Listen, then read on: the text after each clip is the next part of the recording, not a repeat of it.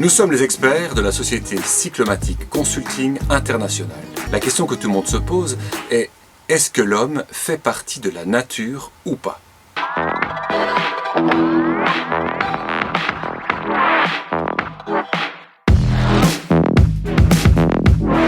D'un côté, vous avez l'homme, de l'autre, la nature. L'homme, on pourrait le résumer à une forme géométrique très simple, la ligne droite, ou plutôt le segment de droite.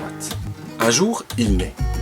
Il grandit, il apprend, il fait des enfants, il construit, et puis il meurt. Fin de sa ligne de vie.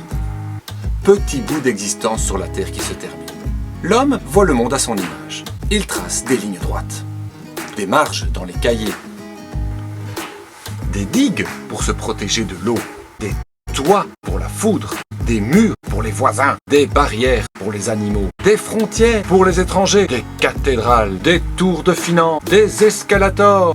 Il tranche, il classe, il sépare, il scinde, des droites, des droites, des droites. Homo sapiens, quelle drôle d'espèce. Je me demande d'où peut bien lui venir l'idée pareille. La nature, on pourrait également la résumer à une forme géométrique très simple. Un cercle. Ah, ça paraît évident. Pourtant, l'homme a quelques difficultés à intégrer cette idée. Souvenez-vous, Galilée, XVIe siècle, face à l'Académie scientifique de Pise. La Terra è ronda.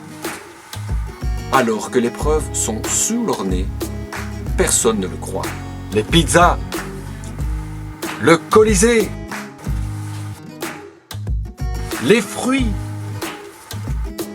le ventre des femmes enceintes, la lune, des cercles, des cercles. Le cercle est la forme qui résume parfaitement le fonctionnement de la nature. Prenez l'exemple de l'arbre. Au printemps, un bourgeon apparaît, et puis une fleur, et puis un fruit.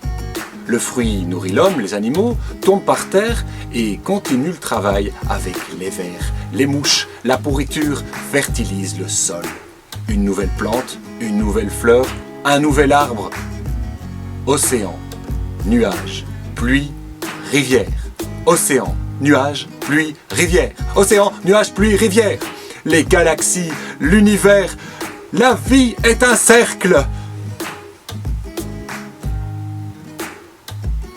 Le hic, c'est que les deux formes géométriques suivent une logique incompatible.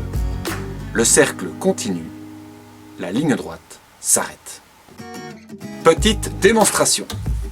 La pomme de terre. Tout frite or not tout frite? Telle est la question. D'une forme ronde et généreuse, l'homme la tranche en petits bâtonnets bien droits.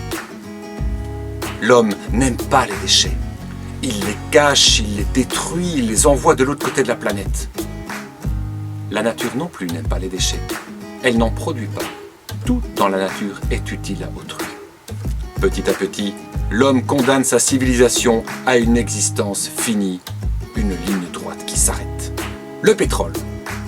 Je puise dans des réserves de carbone liquide accumulées pendant des dizaines de milliers d'années, en quelques secondes, pchit, dans l'atmosphère. L'uranium. Je puise, j'enrichis, j'irradie, et puis je stocke dans des barils en béton pendant des milliers d'années sans savoir ce que ça va devenir. Irrécupérable. Le cobalt, le nickel, le zinc, des minerais précieux que j'électronifie, j'agglutine, je colle, je démode, je détruis et j'envoie dans l'autre côté de la réserve de déchets, à loin de mes yeux. Alors l'homme coupable? Pas sûr. Parce que, par hasard ou par génie, il s'est mis à recycler. De ces petites bouteilles en plastique, il crée des vestes polars. Alors l'homme, un génie? Pas sûr.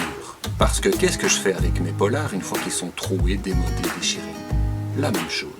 Je jette. Par contre, là où l'homme a peut-être une nouvelle voie, c'est qu'il a mis pour la première fois deux segments de droite bout à bout. Il faudra certainement plus que deux segments pour arriver à un cercle. Mais il y a espoir.